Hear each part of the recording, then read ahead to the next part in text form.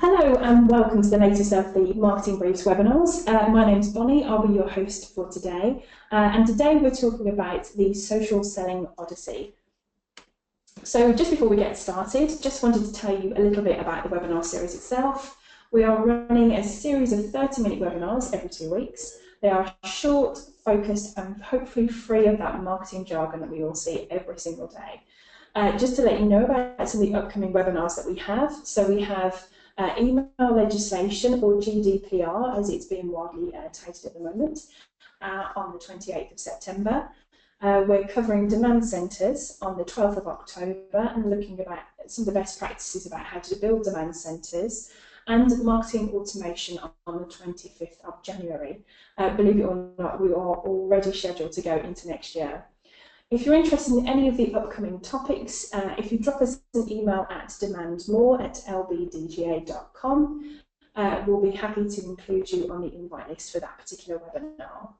So just before we get started today, just wanted to let you know that, as I mentioned at the top, we are here for 30 minutes today. We'll be running through to about 25 minutes, and then we'll have 5 minutes at the end for questions. So if you do have any questions that you'd like to ask either myself or the panellists today, then please use the chat box at the bottom of your screen, and we'll make sure that we come back to you. So just to introduce myself then very, very quickly. My name's Bonnie Parker-Davis. I'm a Senior Content Strategist here at Ledger Bennett. I've been here for just over 12 months and very keen on content strategy, as you can imagine. But my specialism is also social media. So I've spent 4 years at a social media agency in London, so social is absolutely my passion. So I will be chipping in today with our panellists as we go through the Social Selling Odyssey.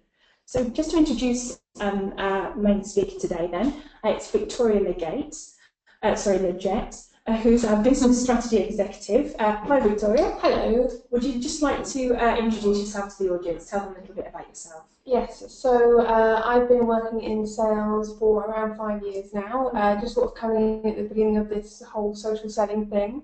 I'm a big believer in it. I've had pretty results by it, and I could chat my head off about it, so I'm excited. Fantastic. Yeah, I mean, I think this is the difference about today's session. It's going to be very, very practical, very hands-on. So if you do have any of those kind of really practical questions, please feel free to ask away. So today's agenda then, this is what we'll be covering. The first point that we're looking at is understanding really what is social selling and how to get started. The next point then is that there are so many different social media platforms, and let's face it, so little time. So which ones are the best ones to focus on? And some of the tips from Vicky, just to think about how to manage social selling in those different platforms. The third point then is absolutely learning about your prospects, and this is where absolutely we can use that social data and some of the information that we might be able to get hold of within social to really make sure that we're delivering absolutely top quality engagement and making sure that we're delivering those leads. And then the fourth point then, and this we'll come on to in lots of detail, is just starting to think about some of the different ways in which, we've called it soft touches here, but essentially you can start to build engagement with your audience without actually having to even talk to them. So hopefully you'll find that useful. So just before we start then, I thought it might be useful for you to see some stats that surround the social selling space. So the first one then is, on average, decision makers consume 5 pieces of content before being ready to speak to a sales rep, which is phenomenal. So as marketeers, you know, we're creating lots of content, we're thinking about our messaging, but ultimately people are taking their time before they actually come to us and want to engage us in that conversation. Social selling can definitely help to reduce that number of pieces of content and help to accelerate that sales cycle. So 77% then of B2B buyers said that they did not talk with a salesperson until after they had performed their own independent research. Now that's quite a troubling stat for us, because absolutely as we're building out our demand generation journeys, we're hoping that through our content at early stage that we're attracting prospects towards us. So again, the fact that people are conducting their own research, I'm not necessarily speaking to vendors. Again, this is an opportunity for social selling to allow us to get much closer to our prospects much earlier on in that journey. Third point then, B2B buyers complete 57% of the buying decision before they're willing to talk to a sales rep. So that's over half of their process that they go through. Again, quite a frightening stat, and definitely part of the business case for social selling. 92% of buyers then say that they delete emails or voicemail messages when they come from someone that they don't know. A bit worrying. So, you know, nearly 100% of effort is wasted unless you've already built that relationship. So the days of people cold calling or kind of sending information to prospects before they've even built that relationship, those days of effective are almost over. So again, this is absolutely the reason why social selling can become a really effective tactic for you and your organisation. And the fifth point is that 82% of prospects can be reached via social media. When you look at the growth that we're experiencing in social media right now, this is no surprise. You know, when you look at the amount of people that are joining LinkedIn, for instance, every single day, the amount of tweets that are being sent in a single minute, you know, this is increasing from year on year. So the fact that a lot of your prospects are out there and can be accessed via social media absolutely means that, you know, this is the place that you need to be fishing. So we do like a definition here at Educate. So here's one on social selling for you. So social selling is when salespeople use social media to interact directly with prospects. Salespeople will provide value by answering prospect questions and offering thoughtful content until the prospect is ready to buy. So that definition comes from HubSpot. But I think the really important thing to mention here is that this is a reactive process. We can't effectively prompt people to ask questions, and we wouldn't necessarily make cold contact with them. So we are waiting for customers to start asking those questions before we engage with them. And again, this social selling is definitely part of the process I'll do in a moment. So thinking then, really what is social selling and what does it mean for your organisation? The thing that I'm really passionate about, and I think Vicky will agree with me here, is that social engagement is the first step towards social selling. What that means is that you have either your sales team or other people within your organisation active within the relevant channels. So what does that mean? That means that they're sharing content on social, whether that's your own content, so it's content that you've created yourself, or whether it's other interesting and relevant content that they found elsewhere, so it's curated, and they're posting that out, whether they're posting it out just completely as it is, or whether they're actually adding their own commentary. It depends what people feel comfortable with, but certainly sharing content that is relevant to that audience is absolutely the first step. And also making sure that you're active within social as well, that's really important. So talking to other people within social, exchanging ideas, questioning each other, it's all really, really important. And all of this is really the proactive first step towards social selling. The benefit of doing this kind of thing is that actually from a general marketing perspective, we are talking very much about improving your brand awareness, driving traffic back to your website, and really making sure that any sentiment that is around your brand at the moment is absolutely positive, because you're being seen to be very proactive within social and that you're engaging with your audience rather than just broadcasting to them. So this then leads on to social selling. So if you imagine that the social engagement is the bottom layer, then what we're doing is layering on top of this social selling.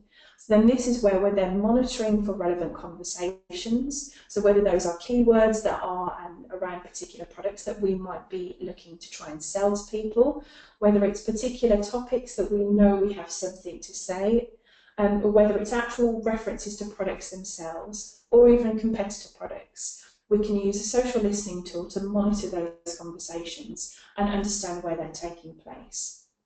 And then when appropriate, what we're doing is then jumping into those conversations with customers, and we're actually starting to engage with them. Of course, we're not going in straight away, and we're not going in cold to say, would you like to buy from us? But instead what we're doing over a period of time is actually building that relationship with them. We're giving them pieces of content, pieces of information. Perhaps it's a mixture of our own content as well as other people's, and we're slowly drawing them towards us as we build out that relationship. Of course, this is absolutely a reactive tactic, And where we're seeing the benefit then from a social media perspective is, of course, we're still potentially driving traffic back to our website. Sentiment, of course, is going to improve because, again, we're directly engaging with our audience. But most importantly, we're starting to generate those leads. So, Vicky, so many social platforms, so little time. Tell me about it. So social media is huge. I don't think I need to tell anyone that. Everyone and their grandmother is using it, unfortunately. That's very true. That is true. Silver surfers are the largest growing demographic at the moment. I never have to worry. I post a picture, I know my grandma will like it, and that's what matters. As long as grandma says, that's the most important thing. But in terms of looking at professional networks, LinkedIn is the platform to be using. I'll touch on that more with the next slide. But not to be forgotten are your Twitters, your Facebooks, your Instagrams, and even Snapchat, which is growing at a phenomenal rate, has their place in B2B social selling. I think that's really interesting, actually, because what we're typically seeing is that LinkedIn, Twitter, Facebook are perhaps more of the established platforms, obviously coming out quite a few years ago now. But then we've got emerging platforms like Instagram, like Snapchat, which typically are skewing younger for that demographics are rather. And then what we're seeing is that as that buying audience is growing older, they're still carrying those social platforms with them. So I absolutely agree with you. I see Snapchat and Instagram absolutely coming into the forefront for B2B in years to come. Definitely, and which platforms are appropriate for your company, it really depends on you and what you're looking to do with it. Yeah, agreed. So LinkedIn unlike Facebook and Twitter, it's just for professional networking. It has over 450 million members as of last month, and 160 million unique visitors per quarter, which is impressive. That is incredible, isn't it? That is just such a huge number, and it's just growing all the time. Absolutely. Facebook, not heard of this one. No. No, don't know what this one is. But apparently it's the leading social network with 1.71 billion monthly active users, 4.5 billion daily likes as of 2015. But then again, I mindlessly like stuff. Yeah. But that's great because you like it. It shares on other people's feeds that you've liked it. It's a great way to get your message out there very quickly. Absolutely. And 10 million Facebook web buttons pressed each day. So this is when you go onto a blog or a website and you see they've got the Facebook symbol, they've got the Twitter symbol, and you click and it shares it. So you don't actually have to copy and paste the link and post it. It'll do it automatically for you. That's also impressive, I think. Yeah, definitely. I know I press it, annoyingly so.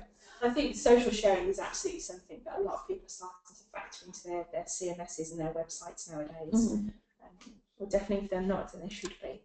So Twitter is microblogging. For those of you who are familiar with Twitter, you are limited by 140 characters. Yes, that catches your eye quite well. Yes, you have to be very creative sometimes. It's a great way to almost just put out a headline. You want to catch people's attention. By forcing you to be creative, it puts some very interesting stuff out there. Definitely. It's got a dedicated B2C and B2B community.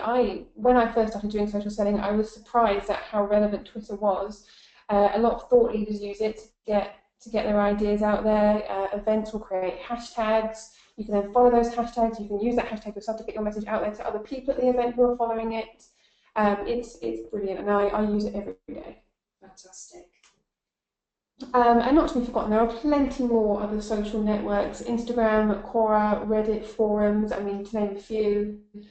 And they're not all the same. Instagram being almost Twitter for photographs, Quora being a question and answer place, which is fantastic because the amount of times we all put a question into Google, to have then users answer it is great because you get a variety of answers. Yeah, instead of just the typical. Yeah, absolutely.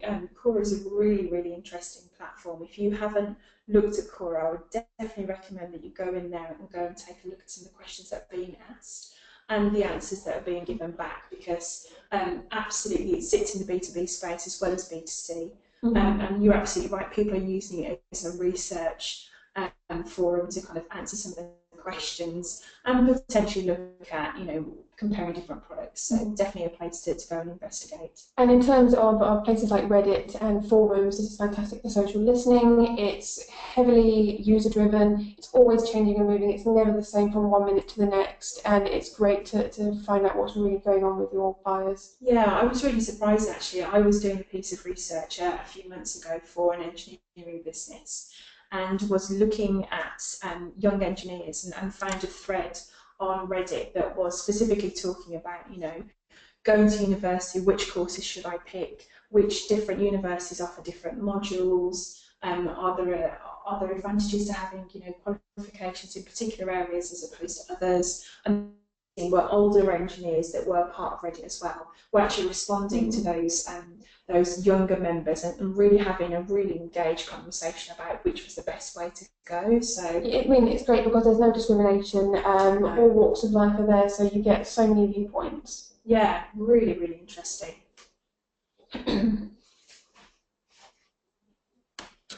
So learning about your prospects. So as I mentioned, I've not been doing this too long. I sort of started social selling just as it was coming into its own.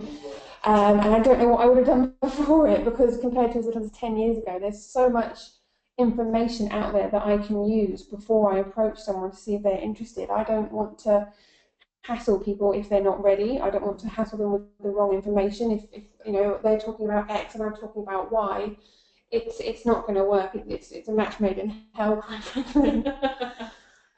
So before I approach any new lead, I do my research, and not only does it stop me from wasting time and get them at the right time, but they really appreciate it because they understand I've taken the time to get to know them, and it catches them off guard. And what we can do now actually is attempt to understand what people's roles are, how senior they are, their tone of voice, anything to their favourite colour. You'd be quite surprised. Okay. So not only do you know where they are in their buying journey, but you really know what kind of person they are and what tone to take with them. Yeah, I think that will definitely enable you then to have a much better, more engaging conversation from the get-go, really, rather than kind of starting off being more officious to start off with.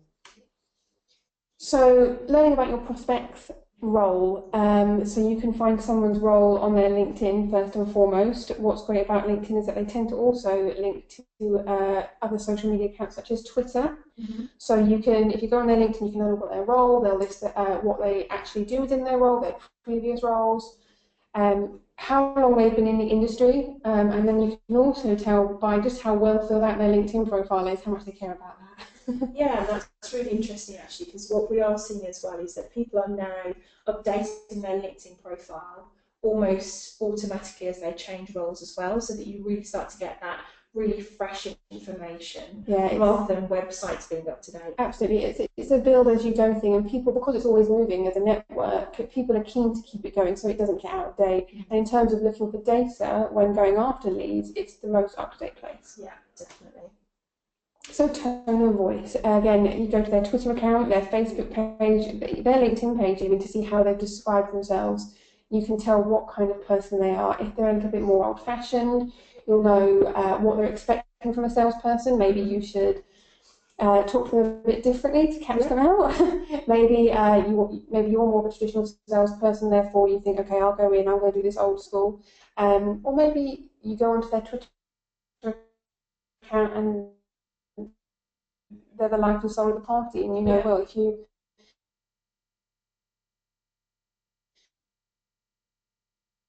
make a note of something that they mentioned and go, oh, I read your article and it was fantastic, that's a great way to get in with something. Yeah, we've got a brilliant later on it of how that might work. So interests on LinkedIn especially, if you haven't got time to read someone's LinkedIn profile, and quite frankly some people's profiles are long, it does list their key interests and their backgrounds in terms of keywords. You can search these keywords, or you can go to a person-specific page and look for them, and that's a great way of filtering out specific kinds of people that you want to get in touch with. Okay, so if, for instance, I was looking for a particular buyer, I could perhaps go into LinkedIn search and go and search for the term procurement or buyer, and then actually, because of people's skills that are then being voted on by others, I could easily find them that way. Spot on. Yeah, brilliant. And seniority, so you can watch, as I said before, you can watch someone climb up a company, you can see if they're a bit of a job hopper, but most importantly, it will link down the side of LinkedIn who their most worked with co-workers are, who they're engaging with most, which is a great way whether you've got a normal LinkedIn account or maybe you subscribe to one of the more premium LinkedIn accounts. It's a great way to quickly see where they fit in their company, and if you're talking to person A, person B, C, and D are also there, and it might be worth dropping them something to get them involved. Yeah, interesting. Good tactics. So then moving on to different types of... Yes, so social selling is great because it's not just picking up the phone. Picking up the phone is still incredibly relevant, but the little things that you can be doing just to show that you're there, to keep fresh in their mind, is it's extensive. For example, commenting on a prospect update, liking, sharing, or even dropping a casual direct message to say, "Oh, saw your article and that was great," or "Oh, I really liked what you said about this. Let's talk about this a bit more. It would be great to just catch up." It's not a form of direct selling, but like I said, when it comes to them being ready to buy, they know that you're the relevant person. Great. You can demonstrate that you're truly understanding of their needs and keep up to date on their conversations. A common complaint about salespeople is that they're just there to make a sale, they just want the money, they don't really care or know, and they're selling their product and not solving your problem. And this is a great way to make sure that doesn't happen. Great, makes sense. So number one is liking updates. So again, this applies across the board for social media platforms. No specific one. You like an update, they get a little ding on their phone or maybe on their PC that you've liked it. That shows interest, that you paid attention. Yeah. Commenting with questions or express interest, if it really does take your liking, it's great to engage, and it's non-forceful and unintrusive. Yeah, and I think that's a really valid point, is that actually you're not feigning interest. Yes. It's genuine. Yes. So if they're posting something that perhaps isn't tickling your fancy, then you're not going to necessarily comment on that. But if you genuinely are interested, then again, comment on it. Sharing and adding value. So when someone posts something, maybe it's just a status, but you think there's value in it. If you share it, that's going to look really great because you're showing that you care about what they have to say. You're getting out to an even further audience, and then hopefully that will extend their own network. Yeah. Observing conversations and adding relevant content. So in terms of social listening, if you see something that again tickles your fancy and you've got something relevant to say, definitely do it. People love to talk, and I don't think anyone's an exception to that. So definitely get on with that. Fantastic. And the last one. Direct messaging. So you're probably thinking, how is this different from emailing? And it is, in terms of people expect it less. Their inboxes are probably very full. So when I've sent messaging through LinkedIn and through Twitter especially, they don't see it coming. They're more likely to see it and open it and read it out of curiosity. But it tends to be such a soft touch in that I'm not directly selling, but expressing interest in, oh, I saw this piece of content, I thought you liked it. Oh, I saw something that you posted here. Why don't we have a chat? And just, it's great to talk with people who have the same ideas. Yeah. So really, then, when we're messaging people, we're kind of doing any of these soft touches, we're building up that relationship over time, and it's a series of kind of light touches which builds and builds and builds. Mm-hmm. So we're strengthening that relationship. Definitely. Okay, fantastic. So here's an example then that I came across on my LinkedIn that I really wanted to share with everybody, because I thought it was a fantastic example of exactly what we're talking about today. So it's absolutely not our example, but it's definitely one that impressed us and indeed impressed the guy that received it. But Vicky, did you just want to quickly talk through this? I love this dissected email. It's absolutely brilliant. So as you can see, the tone of the email is not your standard, oh hello, I'm this person from this company, but actually it's more light-hearted. I think there's a smiley face in there, but more importantly, the content is specific to this person. They've done their research and they can prove it, as this person points out, where they've taken the information from their LinkedIn pages, from the company's website and careers page. this email is completely relevant and not at all vague. And I think people are touched by it. I've had it myself where people have replied to an email and go, "Thank you for taking the time to get to know me. No, we're not ready to buy, but let's keep in contact." And that's important. Yeah, because I think, and again, if you've worked with me or you've listened to any of the other webinars that we've run, one of my favourite phrases is that I think everybody wants to feel like a special. And I think by taking this approach, you can absolutely weave in some of the elements that really make that person them. So, you know, whether it's thinking about digital product development and understanding how your business is actually delivering against that, or, you know, even the fact that this person has actually recently spent some time in Jamaica and they're a volleyball champion. Again, I think it's such a nice way to show that you've actually taken the time to get to know them and know and understand something more about them. I think it's a fantastic example. Yeah, I believe one time I was on someone's LinkedIn profile and they posted irrelevant to their company blog, but linked it back to the Mad Men season finale. Oh, right. And I decided to phone them and just say, "Oh, I absolutely love Mad Men. Let's talk about that instead, and then we'll get to the actual work stuff." Not a bad thing, and certainly from my perspective, never a bad thing to have a for Falcon at the bottom of an email. That's for sure. Right, so that is it, I'm afraid. So just to recap what we've covered today. So we've talked about exactly what is social selling and how to get ready and started. Thinking about social platforms and which ones to focus on, and perhaps some new ones that you may not have considered previously. Learning more then about your prospects and how to do that and where to start thinking about finding that information out. And then some ideas around starting to build relationships with your prospects before they even start to understand what you can do for them as an organisation. So just quickly then, because we've got time for a very, very quick question. We've got a question here, Vicky, about how to get your sales team to try social selling. I think this person's had a bit of resistance in the past. Any tips there? I think it's important to make your sales team understand that, you know, they're an individual, and if they're uncomfortable with something, they don't have to do it. I think it's important to have these profiles out there. And if all they want to do is, you know, send out a couple of likes, add the people that they're working with, any prospects they want to meet with, that's fine. It doesn't have to be too extensive. They should never do anything outside their comfort zone. And I think if the company is providing relevant content to put out there, and as long as their social media is always moving, it should be absolutely fine, and they can build on it over time. Yeah, I think that's really valuable, and certainly not pushing people outside their comfort zone is absolutely definitely the way to go. But I mean, thinking about content, obviously we work together on a daily basis, and I think some of the insight that you've given me about what content our audience are interested in and making sure that we feed that back into the plans for Ledger Bennett and our marketing has been invaluable. So absolutely, the insight that you can gain from social is just phenomenal. So thanks for that.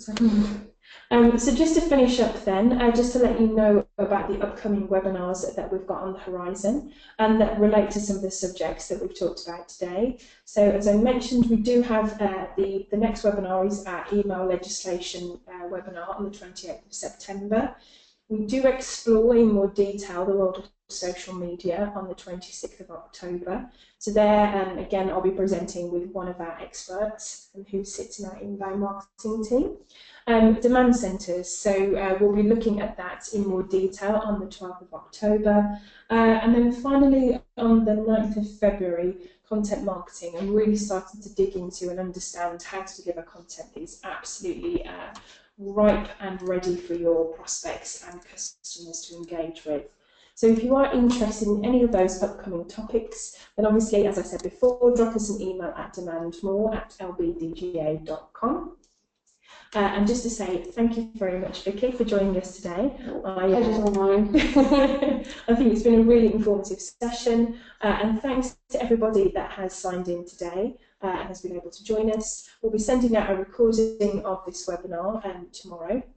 And for those people that weren't able to join us, sorry that you couldn't, and hopefully you'll find it useful. If you do have any questions, then again, drop us a line and we'll be more than happy to get back to you. So thanks very much for tuning in, and we'll see you next time.